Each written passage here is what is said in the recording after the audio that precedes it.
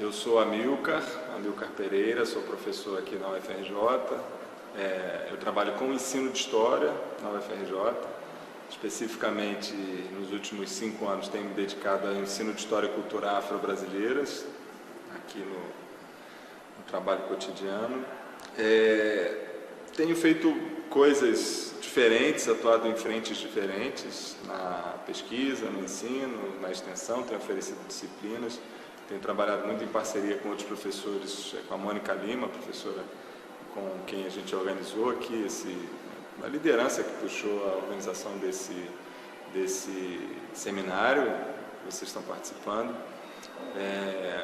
Então a gente atua com projetos de pesquisa, projetos de extensão, disciplinas, várias coisas em parceria, seminários como esse, enfim. Como é que eu vejo a implementação da lei?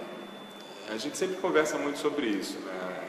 A gente tem parcerias em escolas, então a gente também leva trabalhos com projetos de extensão para a escola, para as escolas públicas parceiras dos nossos projetos. Então a gente observa muita coisa em relação à implementação da lei nas escolas e, ao mesmo tempo, também coordeno uma pesquisa com o meu grupo de pesquisa, que a gente fez entrevistas com professores de várias escolas e passamos um questionário elaborado a partir das entrevistas também para várias outras escolas. E como é que eu observo a implementação da lei? Eu tenho dito que sou otimista, né, o que eu falava hoje de manhã na mesa. Eu sou otimista em relação ao processo de implementação da lei. Eu enxergo essa lei como uma construção de muitas lutas sociais realizadas ao longo do século XX, não é uma novidade, a lei não caiu de paraquedas, é uma construção que tem como protagonista o movimento negro, mas também outros movimentos sociais, movimentos de professores, de alunos, que questionavam há muito tempo a história ensinada, a forma como a população negra, a população indígena eram ou não eram tratadas nos currículos escolares. Então, o movimento negro como protagonista nesse processo, mas outros movimentos sociais, outros setores sociais que também pressionaram politicamente e que construíram a possibilidade de implementar, de primeiro elaboração e posteriormente implementação dessa lei que tornou obrigatório o ensino de História e Cultura afro-brasileiras e depois de História e Cultura indígena. Eu observo com otimismo em função da própria construção desse processo que tem como atores principais os movimentos sociais. E percebo que isso tem causado impactos importantes nas escolas. Muito menos do que eu gostaria de observar, mas a gente observa impactos. Talvez, em primeiro lugar, o próprio conhecimento em relação a essa legislação. Todo mundo conhece. Todas as entrevistas que a gente fez, todos os questionários que a gente passou, as pessoas sempre conheciam. Os professores de História conhecem a existência da lei. Eu acho que isso já é um ganho.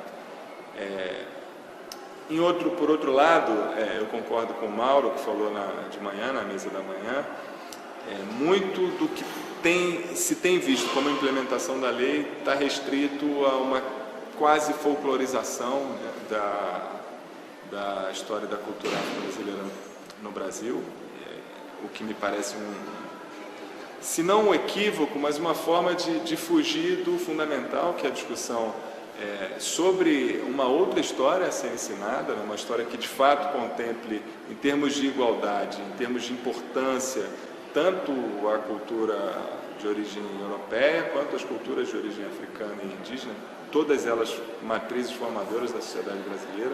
É um desafio muito grande, porque isso significa construir outra história, né? Outro ensino de história, e não simplesmente enxertar essa história eurocêntrica com um conteúdo de África, um conteúdo de Afro-Brasil, um pouquinho de indígena.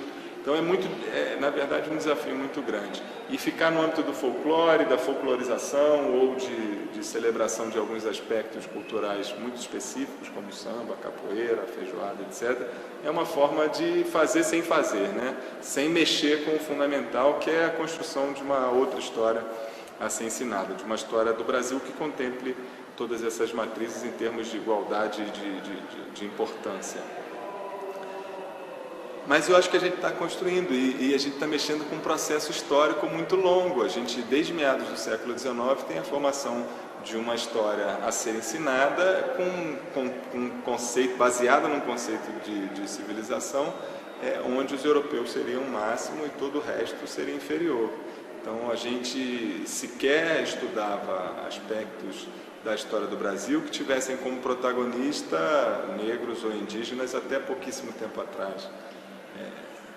Desconstruir essa perspectiva e construir uma outra história demanda muito esforço, muito estudo, demanda tempo. Então, percebendo essas dificuldades, eu observo com otimismo, porque eu acho que a gente já caminhou. Primeiro, da inexistência de um aparato legal. Hoje a gente já tem um aparato legal para realizar esse trabalho, e a partir do conhecimento das pessoas, dos professores, em relação à existência desse aparato legal, e em grande medida da compreensão da importância de se trabalhar. Muitos ainda não têm mesmo, eu não digo nem formação específica, porque eu não tive também, mas falta mesmo leituras, falta em grande medida materiais que os possibilite pensar e enxergar a partir de outros olhares também, a própria história do Brasil. Mas muita coisa tem sido construída ao longo desses últimos anos, a gente tem contribuído até nesse processo, publicando, fazendo materiais didáticos e disponibilizando na internet, enfim. É isso, eu observo com otimismo, um otimismo ainda um pouco contido em função da observação dos desafios, que são muitos, desafios acadêmicos, desafios ainda políticos. Racismo na escola ainda é evidente, racismo na sociedade brasileira ainda é evidente, isso é um dificultador muito grande para a realização de qualquer trabalho, porque mexer com o Estado, mexer com as relações de poder e com a questão racial no Brasil nunca foi fácil e ainda não é. Mas, ao mesmo tempo, eu percebo muita gente lutando nesse sentido, para construir uma educação mais democrática, um ensino de história mais democrático no Brasil. Isso me leva a enxergar esse processo com certo otimismo, o otimismo de quem está na luta, né? Como diria o Jorge Aragão, a esperança do aprendiz, né?